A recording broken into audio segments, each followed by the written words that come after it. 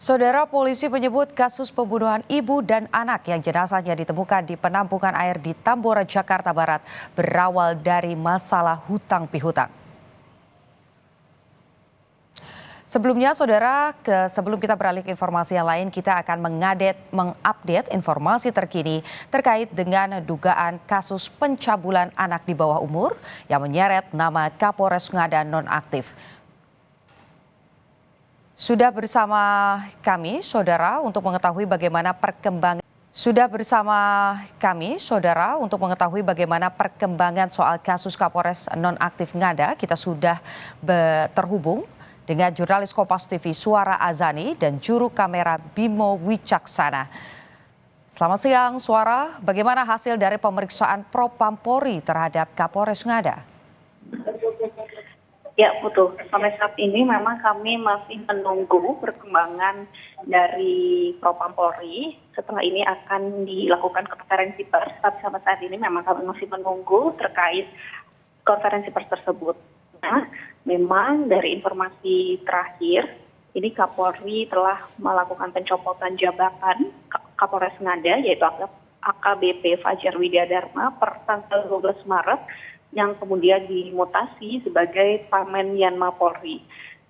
Kemudian jabatan Kapolres Ngada ini diisi oleh AKBP Andre Valentino yang sebelumnya menjabat sebagai Kapolres Nagakeo. AKBP Fajar ini sampai saat ini memang masih diperiksa oleh Mabes Polri, namun masih belum ditetapkan sebagai tersangka. Nah, ini kami masih menunggu apakah nantinya di konferensi pers yang akan dilakukan oleh Polri, ini nantinya menetapkan AKBP Fajar sebagai tersangka. Karena memang AKBP Fajar ini ditangkap pada 20 Februari di Flores NTT atas dugaan narkoba dan asusila.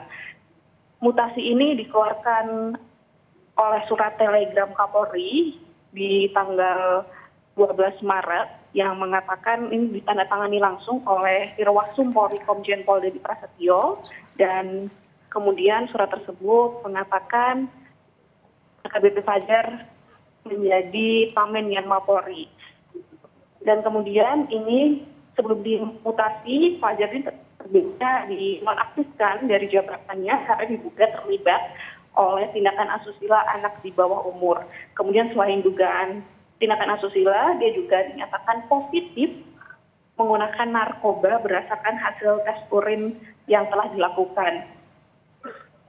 Kemudian nantinya dari konferensi pers yang dilakukan juga akan disebutkan apakah nantinya dikembalikan kasus ini ke Polda NTT dan kemudian Polda NTT menetapkan tersangka, atau nantinya langsung ditetapkan tersangka oleh divisi Propampori. Kemudian penangkapan ini juga menyusul laporan otoritas Australia yang menemukan video tidak senonoh terhadap anak di bawah umur di salah satu situs porno yang berada di Australia. Dan kemudian ini sudah konfirmasi oleh Polda NTT, yaitu khususnya Direktur Reserse Kriminal Umum. Perkara ini sudah naik ke penyidikan, tapi memang sampai saat ini belum ditetapkan tersangka. Dari penangkapan itu juga sudah diambil beberapa barang bukti seperti CCTV oleh polisi, kamera video-video yang berada di situs porno Australia, dan kemudian sampai saat ini masih dilakukan penyidikan dan kami masih menunggu apakah nantinya hari ini akan ditetapkan sebagai tersangka. Putu. Oke, Suara, Anda masih bisa mendengar suara saya ya. Tadi saya mau memastikan kepada Anda apakah kemudian sudah ada informasinya konferensi pers ini tepatnya akan dimulai pada pukul berapa, kemudian siapa saja juga yang nanti akan menyampaikan konferensi pers, dan bisa Anda konfirmasi sebetulnya di mana keberadaan dari Kapolres nonaktif Ngada ini sebetulnya, Suara? Betul.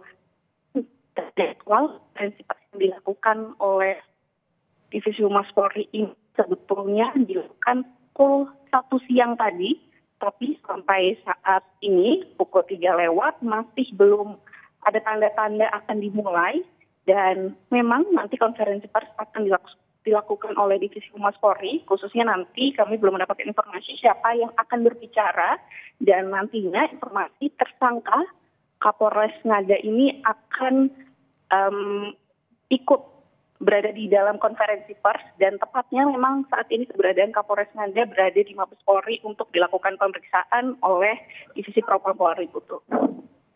Oke, berarti kita masih akan terus menanti bagaimana konferensi pers atau pernyataan resmi dari Polri terkait dengan kasus dugaan adanya pelecehan anak di bawah umur yang melibatkan nama mantan Kapolres Ngada. Terima kasih Suara Azani, jurnalis Kompas TV dan juga Bimo Wicaksana yang melaporkan secara langsung dari Mabes Polri.